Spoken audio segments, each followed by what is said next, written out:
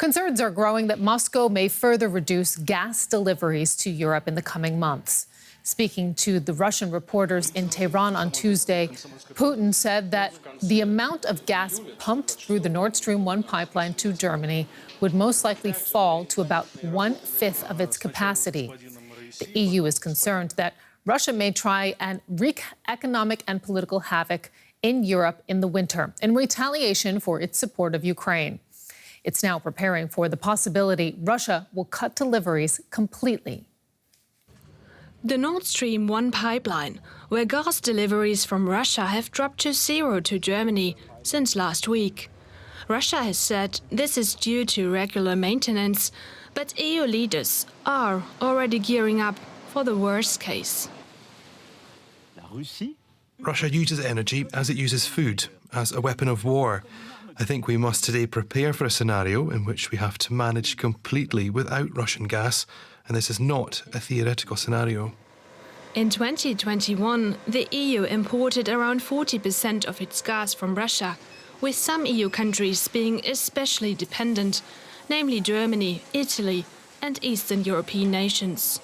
Imports are now down to 20%, but should Russia really hold all gas imports? Experts only see one solution. If we are to see a full interruption of the Russian gas supply to Europe, then we will have to decrease our gas demand in the residential sector, in the industrial sector. So using less warm water, turning down the heating and switching off the lights will be on the agenda for many in Europe, for some more than for others.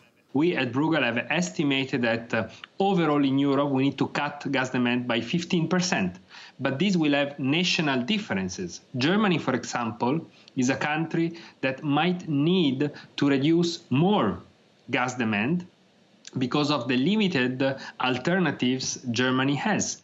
At the same time, EU leaders are rushing to find alternatives to Russian energy, such as liquefied natural gas, for example, or ramping up gas imports from other countries, like Azerbaijan, despite the nation's dubious human rights record. This will help compensate for cuts in supplies of Russian gas and contribute significantly to Europe's security of supply. These alternative sources could help fill up gas storage facilities all over the bloc by the winter. For now, however, current storage levels are far below the minimum of 80%. So after a hot summer, many here in Europe are hoping for a mild winter. And joining me now from our Brussels studios is DW correspondent Marina Strauss, who filed that report for us. So, Marina, tell us, it seems to be unclear at the moment if Russia will halt, cut or resume gas supplies to Europe via the Nord Stream 1 pipeline. What are EU leaders expecting? Johannes Hahn, the EU Commissioner from Austria, found very clear words.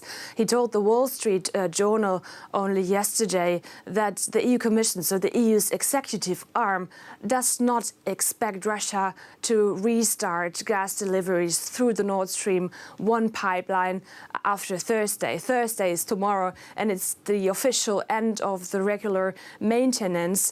So he's also not the only EU leader who has said that. For example, the France's Minister for the Economy and Finance Minister, he also said that he thinks that a total cut-off of Russian gas to Europe is the most likely scenario. And how is the EU preparing for that potential scenario?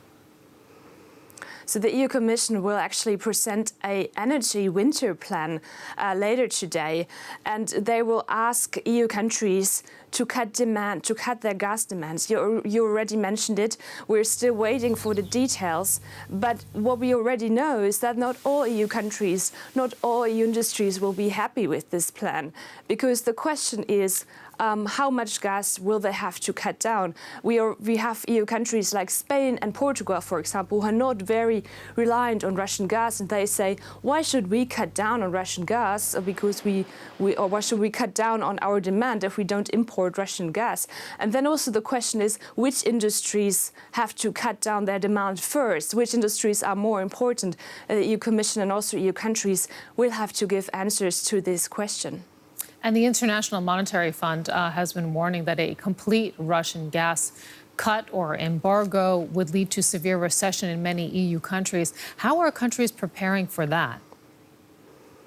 EU leaders are already looking for alternatives to Russian gas, and they also try to boost renewable energies. But it's clear with the EU's dependence on Russian gas, it won't be fast enough for this winter. So the Commission, the EU's executive arm, again says cutting down gas demands starting now, right, really starting in the summer, not waiting until the winter, could contain economic impacts to 0.4% of its GDP. But if nothing is done, it could be way worse. And what could actually help is solidarity between member states. So, for example, if one country faces a severe shortage, other countries could help. But of course, this will also be a very difficult decision to make, because maybe such countries would want to keep their gas to themselves in case of emergencies. How to deal with Russian gas and energy amid the Russian invasion of Ukraine has really been a sticky topic within the EU. What is the state of unity right now on the issue?